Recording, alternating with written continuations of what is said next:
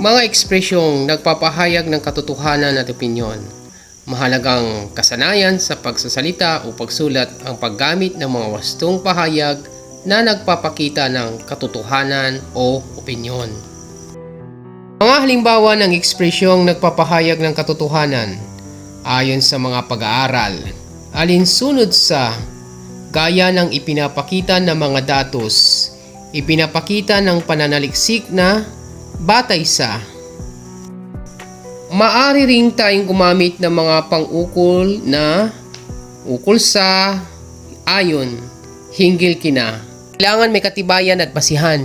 Halimbawa, alinsunod sa RA 10524 o an act expanding the position reserved for persons with disability ay naglalayon na mabigyan ang mga PWD ng pantay na pagkakataon para makapagtrabaho.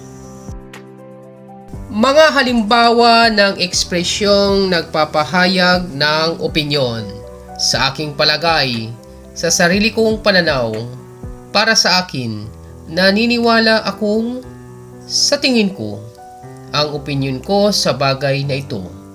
Ang mga pahayag na ito ay subjektibo o mas magaan dahil hindi maaring husgahan kung tama o mali ang iyong pananaw o kaya'y paniniwala.